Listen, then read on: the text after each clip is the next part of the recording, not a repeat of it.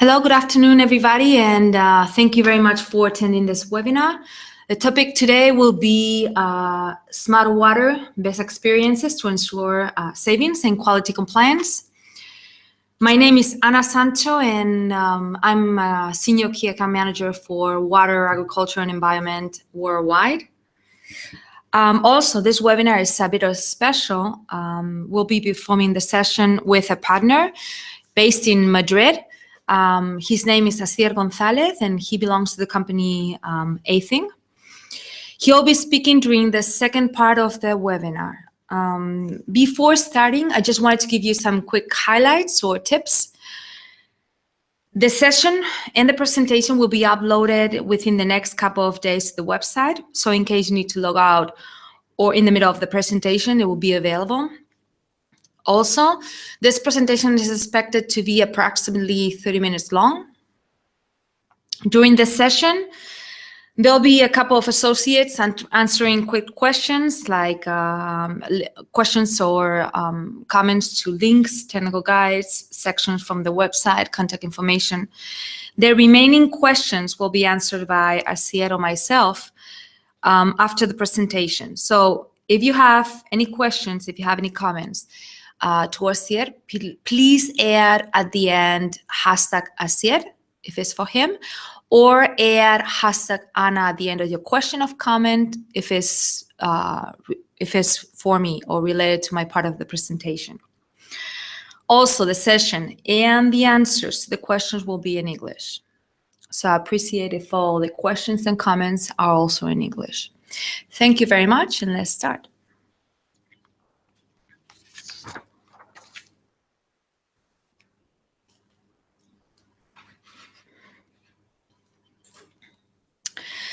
So what's the current situation of water worldwide? I just want to give you some quick data or facts about water on Earth, no? There are more than 326 million trillion gallons of water on Earth. Less than that, well, 3% approximately is fresh water, and 2/3 is located in ice or glaciers. Related to the impact of climate change or water resources. Well, as you already know, climate change is a phenomenon that we can no longer deny as its effect has become increasingly evident. And as the Earth's temperature continues to rise, glacier ice melts and impacts on the amount of fresh water that we currently have. The fact is that more than 50% of world's water comes from mountain runoff and snowmelt. And third fact, the demand of the resources grows as fast as the population in urban areas. According to a Technoavio report, water demand is likely to grow 35% over the next 5 years, and the majority comes from developing countries.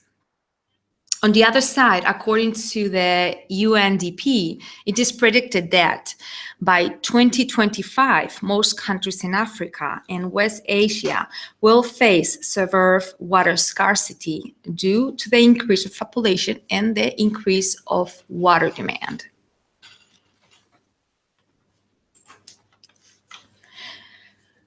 So what do we see as the main issues of the water sector?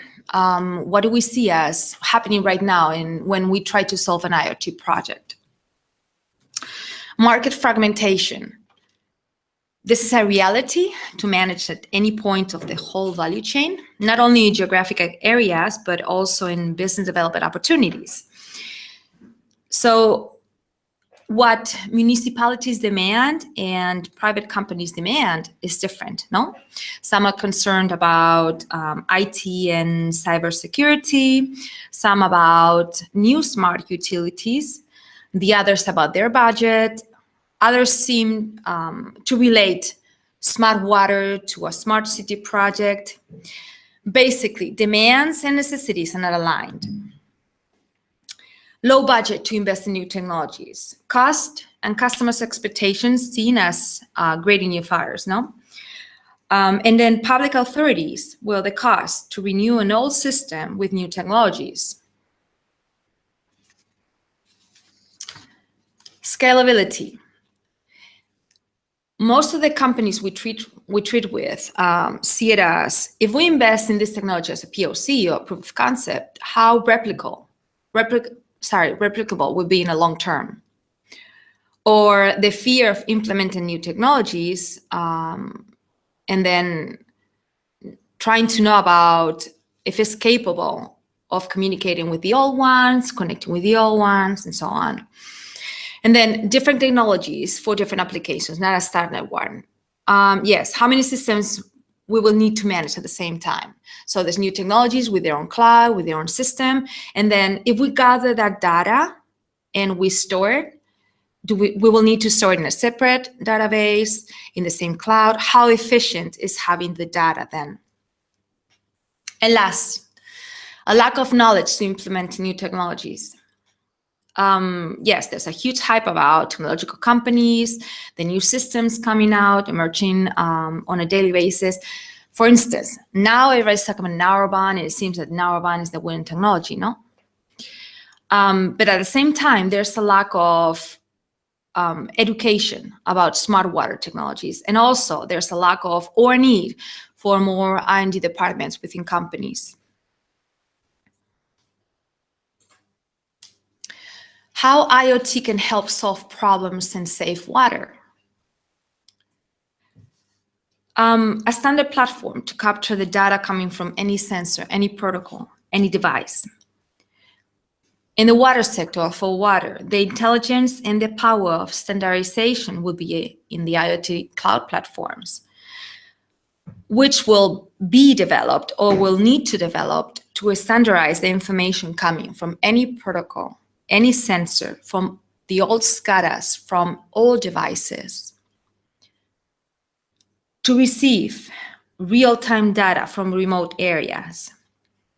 Well, some years ago, it was impossible to think about having real-time data from important parameters, from rivers, lakes, environment, but nowadays it's a reality. IoT can make this happen. To prevent versus to fix. And here, I would like to bring an example. Water resources and water quality are very related to oil exploration.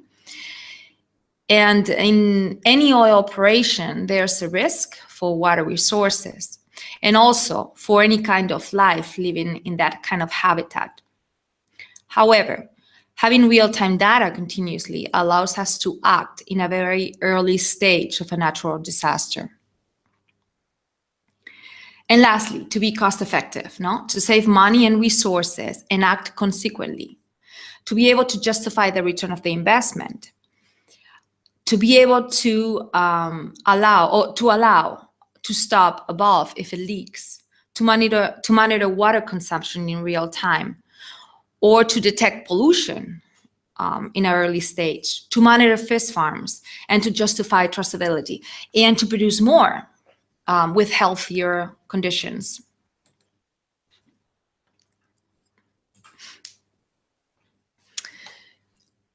And what does Livelium have to offer in the water sector?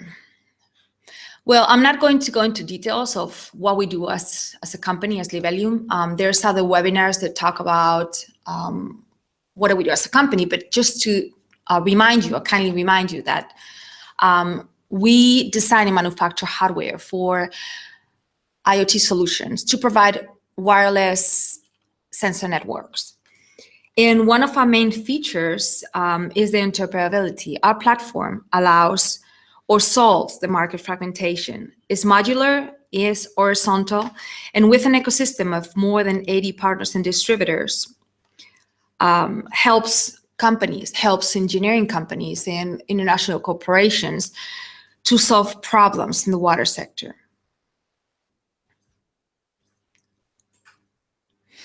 And what do we offer as a solution for the water sector? We basically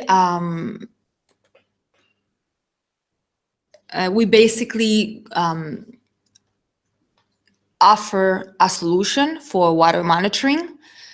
That does not mean, and you'll see when Asier presents his part of of the solutions and projects that we cannot, or we are not capable of approaching any other project in the other IoT sector. But right now in our portfolio, we offer mostly water quality, 4 basic parameters like pH, dissolved oxygen, conductivity, but also we have specialized sensors for ion concentration in water.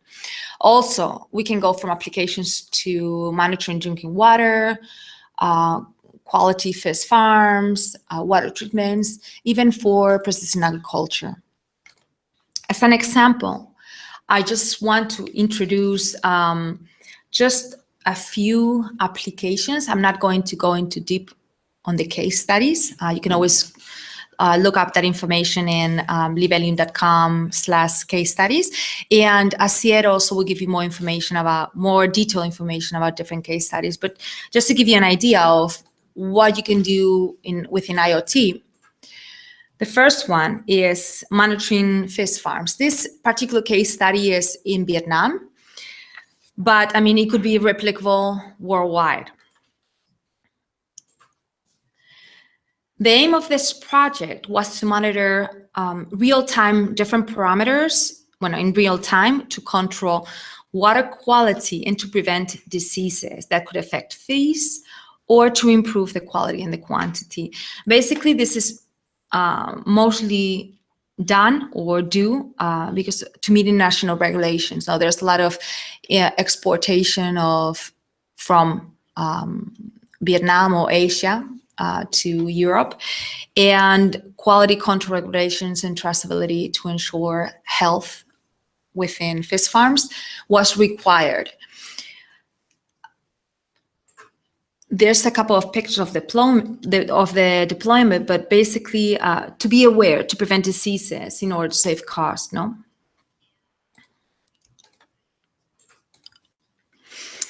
The next one is a project developed in Spain, but it's environmental impact detection system. And the idea was to reduce environmental impact generated by building, industry, or construction activity.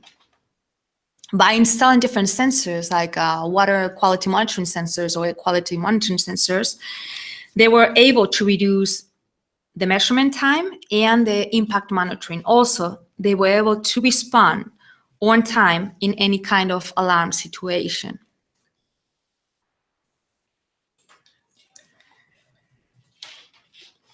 To minimize the harm, also stops just in case something is happening.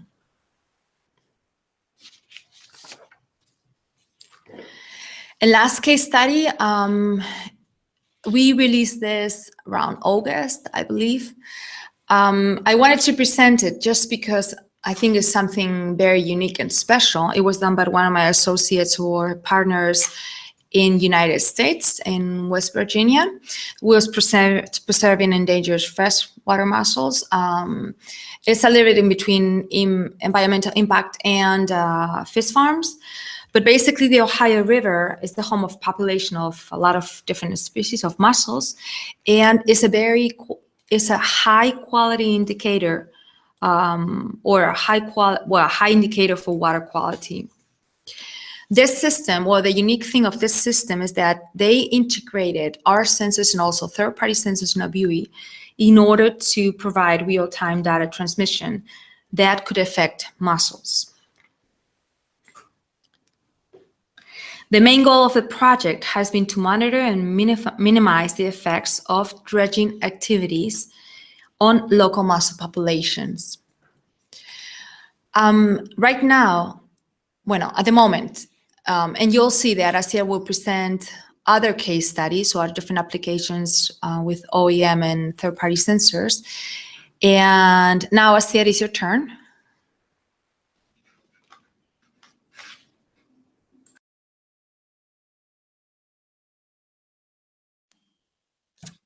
Okay, thanks, Anna.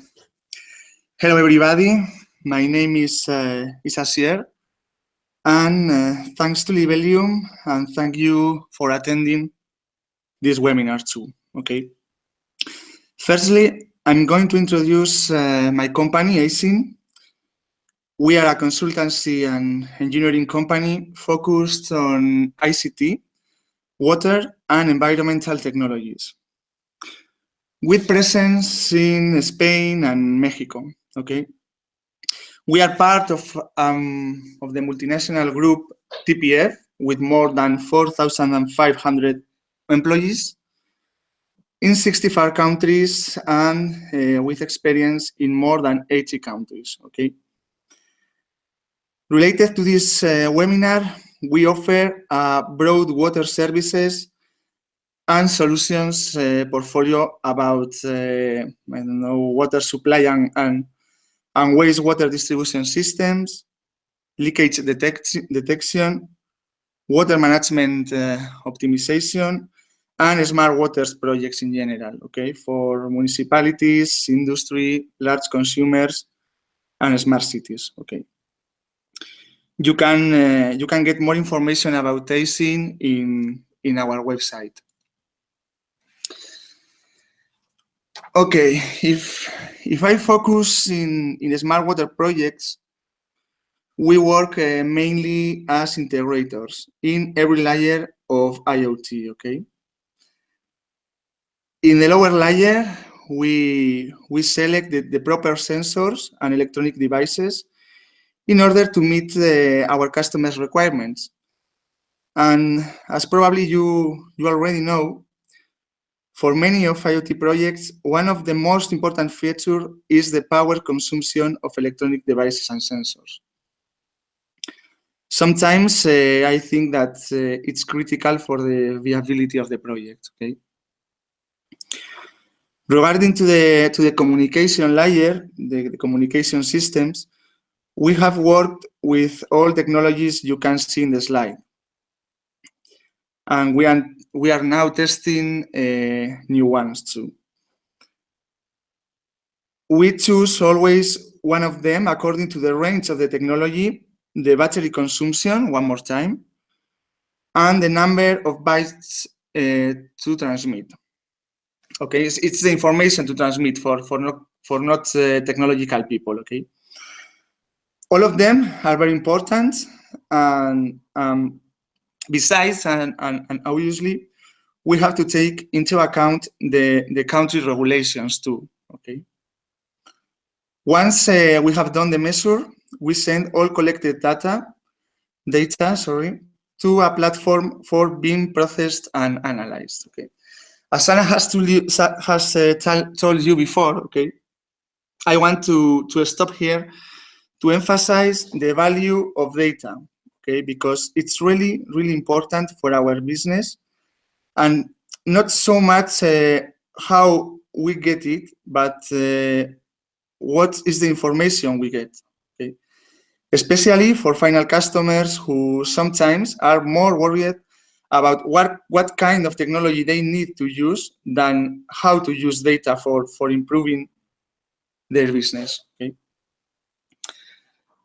Sometimes in this platform layer, we have developed customized software, but my experience tell me that in IoT projects there is no word, okay, in developing software in-house, because platforms have been designed and developed for covering all IoT needs. Okay, so don't waste your money, I think. Okay. If you want, I can tell you later the features we look for in a platform, but I'm going to follow with the next slides. Okay. Finally, we have the last layer, the visualization layer, which need to be accessible from any place and any device.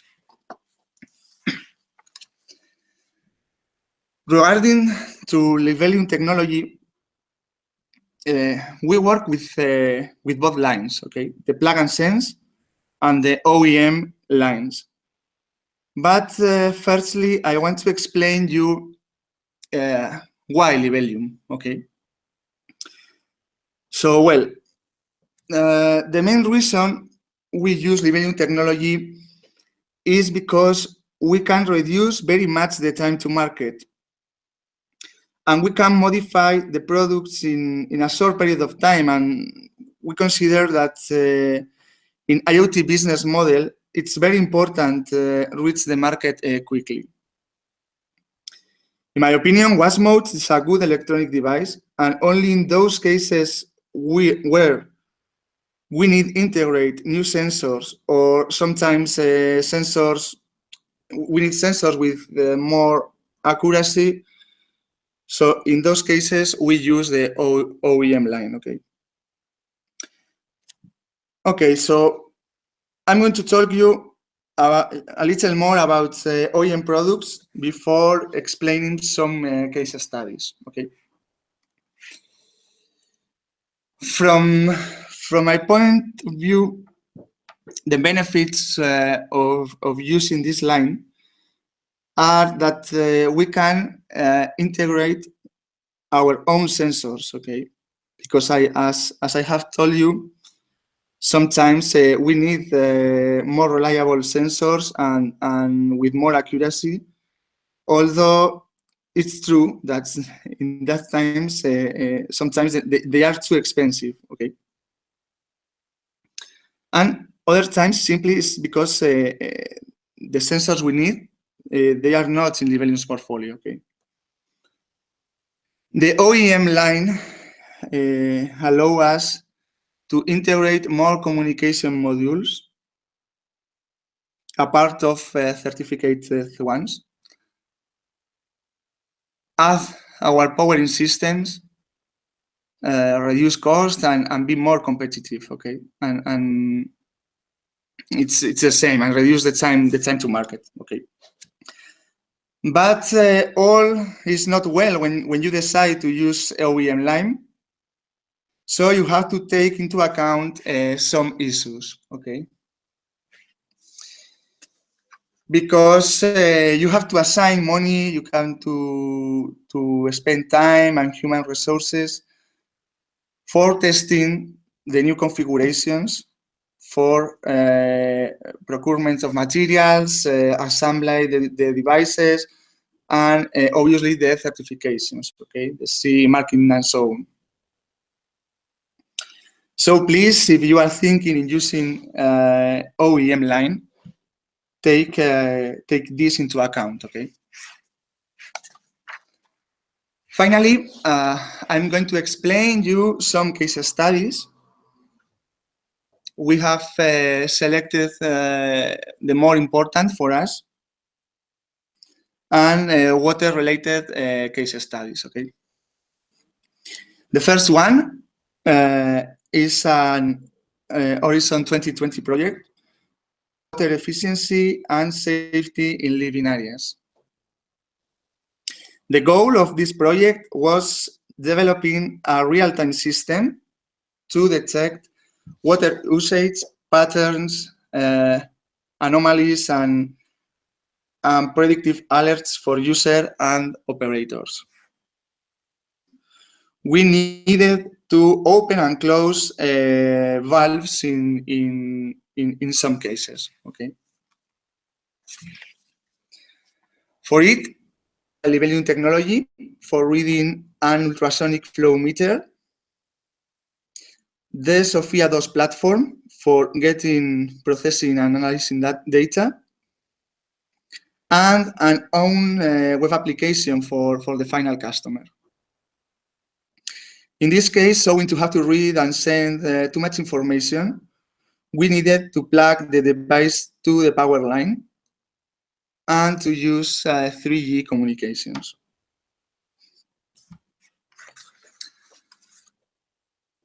The second one is about consumption and efficiency in big water consumers. For instance, in this case, we connected some water pulse meters to one Wasmode with Sigfox technology in order to control the water consumption in a big consumer. I will show you later, but only with this kind of controls and with leakage detections, for example, you can reduce the consumption up to 40%, I think. Okay. Another case study is this one where we are monitoring some critical parameters in waste water treatment process. The smart water solution for wastewater treatment, this is being tested and validated in four different worldwide locations: in Spain, Denmark, Argentina, and Mexico.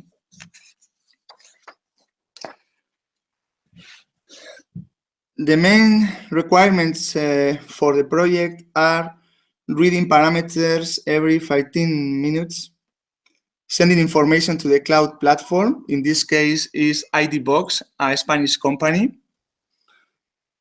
Extracting data, patterns, alerts, and predictions, and visualize all collected and predicted data. In this way, we can monitor wetland behavior in real time. It's important that all of these devices are installed in isolated locations, okay, without power supply. So one more time here, the power supply and the power consumption is very, very important in the design, okay. And in this case, as there are about, I think, about 25 sensors, we use a mesh network for reading data, okay.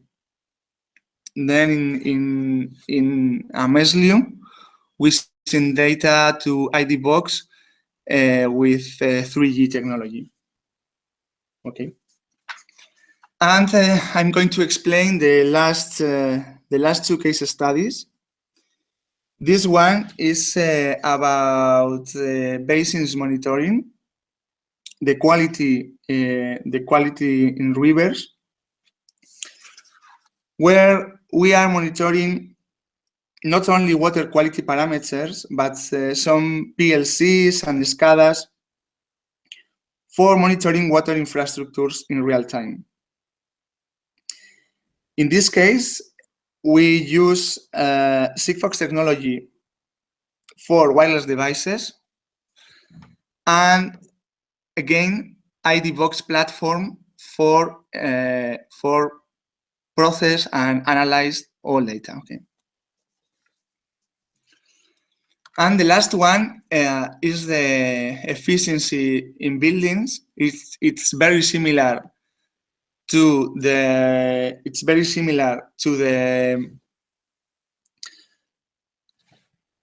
case study based in big consumers, but in this case we are monitoring not only the water consumption but gas and electricity. Okay. In the last slide, in this case, as I have told you, as many people ask us about the results, in the last slide, you can see the evolution of water consumption in one of our customers for the last 5 years, okay? And you can see how they have reduced the consumption up to 50% from 2012 to 2016. Okay, now it's time to Anna to ask some of your questions. Later will be my turn. So please, Anna, go on. Okay. Thank you very much, Asier. Let's start with our first question. This comes from Ruchi Verma. How many sensors are we talking about in a typical engagement? Basically, for a proof of concept, you can go with 1 or 2 devices, but there's, depending on the project, no? Sometimes for just to monitor one point, like in one of our case studies, there's a need to choose 1, maybe 2 for replacement. Some of them to monitor like continuously in different parts of the river, you might need 10, 20 devices. We can go from projects of 80 units or projects of 2, 5 units, depending a little bit on the type of project, and the needs of the customer. Next question. Lara with, what communication protocol do these sensors connect to? Well, we have a wide range of communication protocols. I show that on a slide 5th or 6th. I mean, depending on the type of project, we choose or recommend one type of communication protocol or another. As Asier also mentioned, like sometimes, depending on the amount of data needed, just for instance, 1 second, if you need to generate data every second, then you might need 4G, GPRS, cellular connectivity to meet the customer's expectations.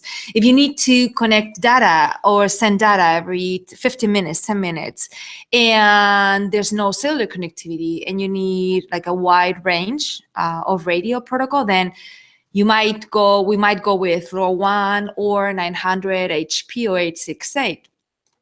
But if we have Wi-Fi connectivity and this project is deployed on a city, then we might recommend Wi-Fi. So we try to adapt the protocol depending on the project, depending on the IoT project, depending on the customer's needs, and also depending on the geographical area. Next question. Are you pleased with LoRa and Sigfox network? Well, even I would say yes, but you need to know, or you need to consider that there are different types of connectivity options, no?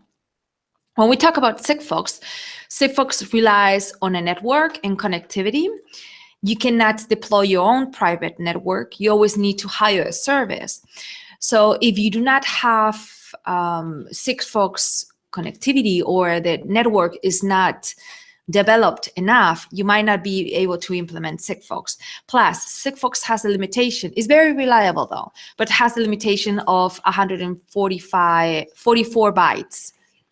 Sorry, 12 bytes per message, 144 bytes per day. LoRaWAN, you need to rely on a backend. However, you have less limitations when sending amount of data, and then you can either hire the service if your network provider has LoRaWAN connectivity, or you can either build your own private LoRaWAN network. However, you still need to pay for base station, and you still need to pay for that back end, where Sigfox is much more simple. Next question. Is it possible to see an online demo? Well, unfortunately not today. We are on streaming, and it's kind of complicated. We did this presentation within 2 cities right now, and we've been working on this the whole day. City is based in Madrid, and we are based in Zaragoza. So it was kind of a challenge. I hope you guys liked it. Maybe next time, or if, I don't know who asked this question about the demo, but please feel free to contact us directly, either myself here. You can either write to us directly at, well, that's my email address, or you can either write to Asier directly if you guys have any additional questions, or if you want a demo, online demo. Next question. What are the main advantages or disadvantages between LoRaWAN? I answered that one correctly already, right? Okay. Next question. If you charge the batteries with a PC or renewable sources, what is the credibility of batteries in the long term? Okay, usually within a week. However, keep in mind on the amount of data you're sending and how often you send in the data. Different protocols have different consumption, and also every time you send a stream of data, Wasmol falls asleep to save energy. But if you're sending data every 2 seconds, like in this project for water consumption, then obviously you need to be able to connect to a direct source of energy, because Wasmol is constantly awake sending data. So sending data every 15 minutes with let's say 6 sensors in a radio protocol or cellular, you should be able to get a lifetime battery of a week. Next question, I think this will be the last one for me, and then we change into Asier. Andre from Portugal. In any of the examples provided, do you integrate with other IoT platforms, both as a source of data or as a client system consuming Libelium data? Okay, so I'm not sure if I'm understanding this question correctly, so I'm going to answer it the best I can.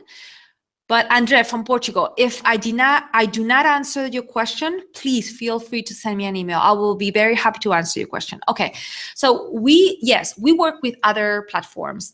Asier just provided some examples of IoT platforms who you can work with in the water sector, but we have integrated more than 43 different clouds. So any of our customers can work, if they want, with any of our cloud partner providers. That doesn't mean that you need to use them. You can either create your own platform, create your own application, or visualize the raw data if you want to just visualize the raw data. We do not, client system consuming, we do not work with direct customers or end users. It's always direct system integrators or engineering companies. Our business model is business to business. So once we generate the data and the customer gathers that data, whatever the customer does with the data, we do not have any control on that anymore, and there's no fee involved on paying. I don't know if I'm answering this question correctly, but I don't know. There's no extra fee involved within the data. So the customer can create a module, analyze the data, do a predictive module, or give a service to the end user. And now we're passing the microphone to Asier. Well, actually, I'm connecting to Asier in Madrid, and he'll be able to give you answers to the rest of the questions. If there's any additional question for myself or Anna, feel free to send me an email or to contact Andrea, who is managing the chat. Asier? Hi, thanks, Anna. So I'm going to try to resolve the questions, okay? The first one is, does your typical solution include a GIS to locate and visualize sensors along a river or a fish farm? Okay, in a river, our clients, our customers, they don't usually ask for a GIS system, okay? But it's true that in water management system and in water distribution networks, we use GIS systems to visualize sensors and different elements in the network. So if you need if one of our customers in a river need it, we can use it, okay, with no problem, okay, because always the platforms that we use, all of them they support this kind of technologies. The second one is what are the parameters being measured for wastewater? Okay. In typical projects for wastewater, we usually have to read water parameters and environmental parameters. Okay. In water, we usually read the conductivity, the dissolved oxygen, pH, and oxidation reduction potential. Okay. Besides the temperature and some specific sensors that some treatment plants they use for read and extra parameters that I can't tell you for confidential reasons. Okay. Regarding to environmental parameters, we usually read to the solar radiation, luminosity, pluviometer, and all of these kind of parameters. Sometimes because these water treatment systems are natural systems, so they need to know how they are going to evolution all over the time. Okay. Another question is, okay, what's the range of Wi-Fi mesh network? Okay, it depends. Okay, because I don't know if you know, but the regulation in countries is very different, and the power of the radio transmitters is not the same. For example, in Europe and in America, but it's very typical that the maximum distance it's about 100 meters or 200. Okay. And besides, in radio communications, it depends on some buildings or rivers or some details. Okay, when we are going to make a project, we usually do a coverage study in order to fit the best solution. Okay.